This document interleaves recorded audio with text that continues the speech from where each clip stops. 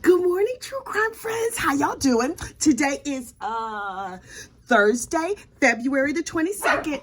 Dog! 2024. These dogs are positively trying to drive me out of my mind. Okay, please don't bark. Please don't bark. I might have to bring one of them on my lap because you know how they do if they're not near mommy. Daisy, please calm down. Okay, so look, we need to talk about James Crumbley. By way of history, James Crumbley is the father of school shooter Ethan Crumbley.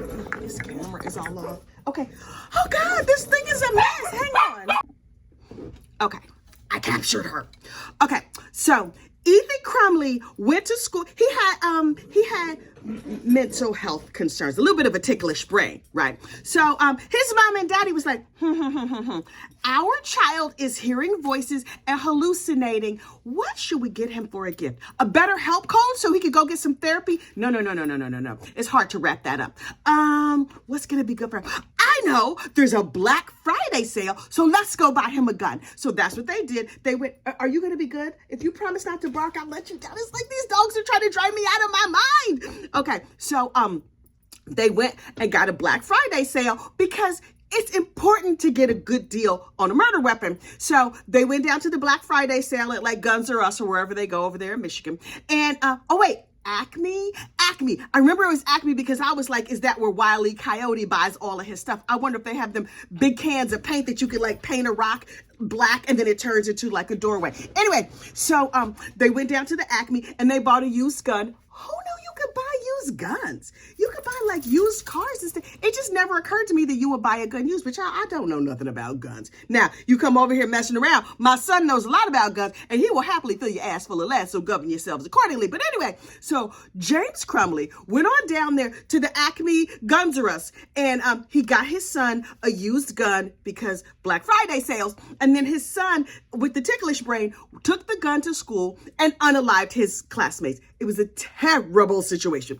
And now the parents were charged because you're not supposed to buy your mentally ill son a gun. And they knew or should have known that that's not a thing. But they're like, we didn't know. We thought he was fine. Yes, he was hearing voices, but doesn't everybody hear voices? I hear y'all right now. So we thought it was fine. So anyway, Jennifer, the wife, Ethan pled guilty and he's going to jail for the rest of his life, but he knew he would and he wrote in his diary, "Dear diary, I'm going to unalive some poor innocent people and I plan to go to jail for the rest of my life. Bye. And hopefully they'll give me some ticklish brain medication." And so the mom and daddy was like, well, these things happen. And the government was like, nah, girl, no, what you're not going to do is that. So the mama went on trial and she was like, I think I was a perfect mother. And then she had a lawyer who was half chicken. I think she had a little chicken on her daddy's side because she was in court going, my God, and like freaking out and flapping and just like losing her mind over there in the court. And then Jennifer Crumbley got convicted. Are you following this story? Okay, so the husband, James Crumbley, the daddy of the ticklish brain shooter, is now about to go on trial. So the chicken lawyer, Shannon Smith, would you stop? Dogs. The chicken lawyer, Shannon Smith, had a business partner, Marielle. And so Shannon the chicken represented Jennifer Crumbley, and Marielle, who we assume is not a chicken, is representing James Crumbley. My dogs are over here trying to kill a stuffed carrot. It's like they're you can see it right there. You can see a little bit of the carrot. They're trying to drive me out of my mind. This recording is completely off the hinges, but I have other things to do this morning. So I'm just going to put all these little pieces together and I got to get on with the rest of my day. So anyway, so James goes to court yesterday to have like a status hearing. And they were like, James, listen, remember when your wife went to trial and that chicken was representing her? The chicken used to be partners with your lawyer and that creates a conflict. And so she having her own show in the background. And so they were like, do you understand that Marielle and the chicken used to be business partners and you are entitled to chicken-free representation? And he was like, yes, Your Honor. And they were like, do you read and understand English? Can you hear me clearly? Is your brain clear right now? Do you know that you're going to go to court with this lady who's associated with your wife's lawyer? P.S. Your wife was convicted, sir. You should just plead guilty. She didn't say all that, but I know that's what she was thinking. And And James was like, yes, Your Honor, I understand everything. And I'm like, James, if you hear voices, hear my voice now. Boo-boo, you gonna get convicted. It's looking bad. Now, have I seen all the evidence? No, I have not. That is not, you're not here for like fair and impartial. You know, some of those news stations be like, we are fair and impartial. I'm not fair and impartial. I'm just giving my opinion. I'm giving my first impression. I'm giving what rises up in my spirits and what I saw from YouTube psychics. So, just so you know what you're getting, this is not CNN or News Nation or Fox News or any other Reuters. I don't know none of them. But, okay, just so you know, I need to put out that disclaimer. So, James is going to jail. James is going to trial, followed immediately by him going to jail. Because let's be really real. James Crumbley, boo-boo, you going to jail for a long, long time, sir. Can you just throw yourself on the mercy of the court? Because we saw your wife's trial. This is not going to go good for you. But congratulations, Marielle, the non-chicken lawyer, and Shannon Smith, half chicken on her daddy's side. Y'all probably got a good windfall from this. Whatever the value of their house was and all of that, y'all just got that in your bank account now. Enjoy your new swimming pool and your Hawaiian vacation. In other true crime news, look, Hannah Gutierrez Reed is set to go to trial. I think the trial starts today.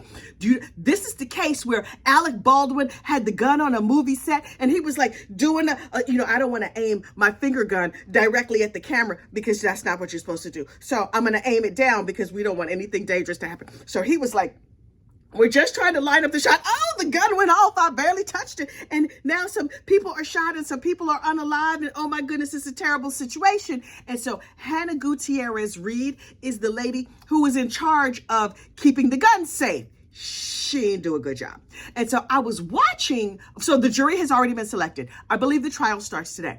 So I was watching like the police video where they sat down and they interviewed Hannah Gutierrez Reed and Dave Halls, who was like the director, who was the assistant director. Also, he was in charge of security, and Alec Baldwin. Of those three people, they gave three different stories of how the guns got to set, who handled the bullets, who did what. I get the feeling nobody knows what happened. And in the immediate aftermath of like, oh my God, everybody was all freaked out and panicked, and they gave a zillion different stories. Here's the little thing that, Miss Reed, did they offer you a plea? Because I don't, girl, you need a plea. On the strength of your text messages will be used against you in a court of law. I don't know if you know. If you've been around for a while, you know my personal philosophy, and that is that you need WhatsApp. If you're going to commit a crime, if you're going to do something that's even slightly illegal, you need WhatsApp. Put it in a group chat, whatever. Because your regular SMS texts, oh, child, they're just out here. And the police, when they come and pick your behind up for unfortunately unaliving somebody or doing other assorted crimes, oh, they're going to get all of your text messages. And it's going to be like, oh, it says right here where she says, let's go do stupid things. And in the case of Hannah Gutierrez Reed, her stupid things were not necessarily gun related. They were very, very drug related. Ma'am, who puts this in a text? Do you have the coke? I'm sorry, what? Yeah, no, I already have the Coke. Did she mean Cola? Can y'all at least code this mess? Can you say, can you get the Pepsi? Can you get the RC? Something. You're just out here putting plain English in text messages. Everybody knows that text messages are admissible and all that. They get them real easy. I see all y'all over here deleting all your text threads. What's up? Or don't commit any crimes. One or the other, whatever you have to do. But her text messages are filled with messages like, did you get the Coke? Let's get the Coke. Let's have some more Coke. Where we gonna go get more Coke? Do you have the good Coke or the bad Coke? All this drug talk. I honestly hope that they were talking about Coca-Cola. Because if it's cocaine, girl. And then the day of, it's all about pot. Do you have the weed? Do I have the weed? Who has the weed? Weed, who has the weed? Let's wake and bake before we go to set. Ma'am. And then there are reports that after the shooting happened, she was like texting around to her friends. Oh, just regular. You might as well put that on a billboard. On an SMS text, put it right on the billboard. Who can hide my drugs for me because I need to talk to the police? There's a dead lady laying over there, and I'm gonna need y'all to come and pick up my drugs so that I could go talk to the po-po. Ma'am. I understand that you were only 22, 23 years old. I understand that they hired you due to nepotism. I understand from a psychic friend of mine that people on the set didn't like you. Now, is that facts? It's close enough. It's fact adjacent, honey. Because who was the psychic that I heard say that? You know, I follow a lot of psychics. I don't necessarily believe them unless they say something that is very interesting to me. Oh, the little Aphrodite.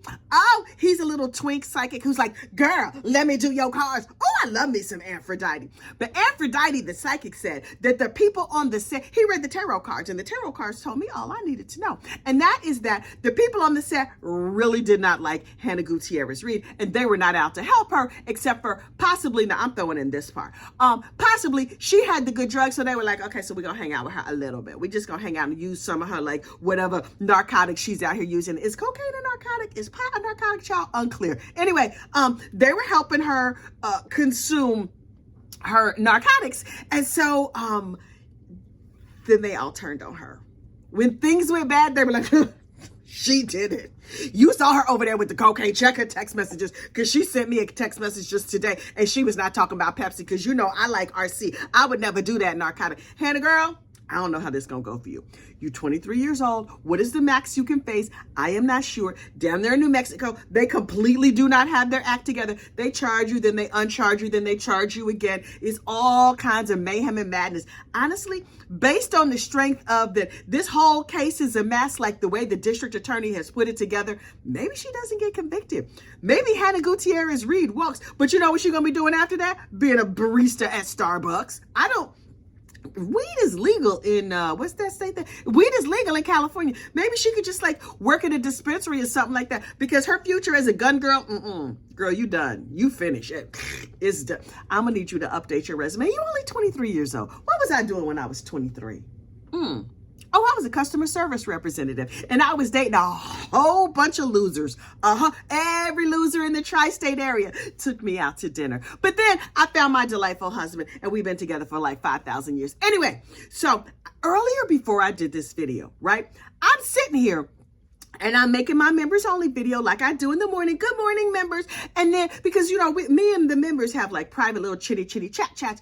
And then an announcement popped up. Oh, what do you call it? A notification from the Book of Faces, the Facebook, right? And it said, it had a name, and then it had a death date. And then the death date was recent. And I thought it said John Murdaugh, like as in brother of Alex Murdaugh. And I was like, oh, Alex Murdaugh is out here still unaliving people? Oh my God. Because you know, and I was like, wait, is that Buster? I know he had a daddy name.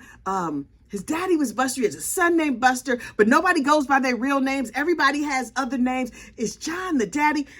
Maybe this is just like a reminder or something like that. Oh, my brain was spinning.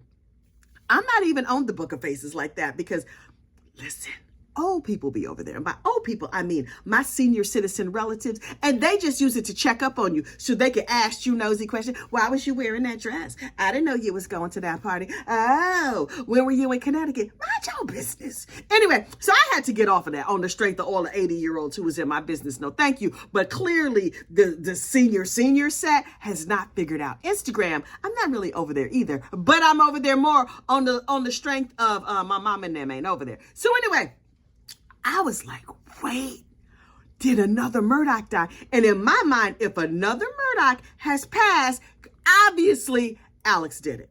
Because anything bad that happens in that family, in my mind, Alex did it. You know, I have a theory. It is a conspiracy theory that I came up with all on my very own, based on things that I decided that Alex Murdaugh killed his daddy, right? So if you recall, roll your mind back. Richard Alexander Murdaugh, unalived, was convicted and found guilty by a jury of his peers of unaliving his wife and his son. And then 2 days later, his daddy died. And I was like, I think he unalived his daddy too. Now, did he take a gun to his daddy like he did to them other relations of his? No.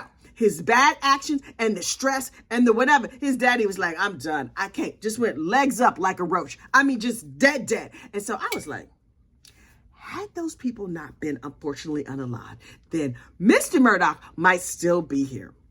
Probably not, because he also had cancer and pneumonia and he was very old and had been sick for a long time. But what I'm saying is he might have got an extra like few weeks or something had Alex not been out here with a gun just mowing people down. But just occurred to me, the pneumonia and the illness and the being on hospice care, right? He might not have lasted that long either way. But I personally believe, based on I just decided, Alex did it. Because kind of, isn't that how it goes? Anything bad that happens in the low country, pretty sure Alex did it. Okay, look.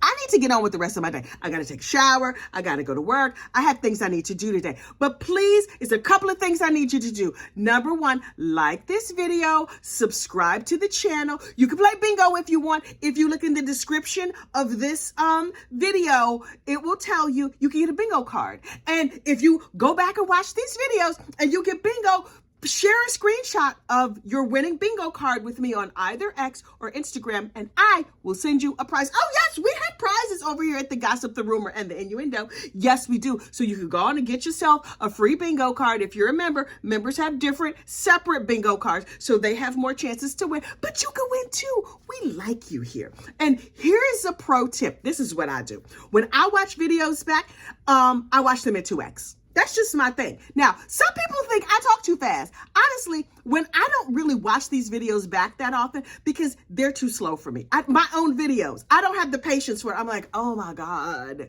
it's going to take me 10 whole minutes to watch this back. When I do have to watch them back, I always watch them on 2X. That's the way I enjoy them. So go on and watch it back on 2X and tell me what you think down in the comments below. I'm telling you, I think you will find it very enjoyable. Okay, so look, I got things to do. And oh, look, the dog's quieted down.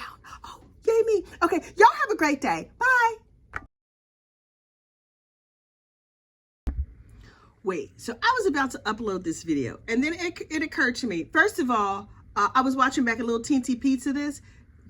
This entire video is completely unhinged, but it is what it is. I'm not going to re-record it. Also, the Facebook notification that popped up about the death of a Murdaugh, that's not what that was. A friend of mine's father passed away, and the name is similar to Murdaugh, but it was not a Murdaugh at all. So I went on that whole rant about a dude who was no relation to Alex Murdaugh. Just so you know. Okay. Just wanted to clear that up. I don't want to start no rumors. Although, Lord, I love a rumor. But yeah, it's not at all who it was. Okay. Have a great day. Bye.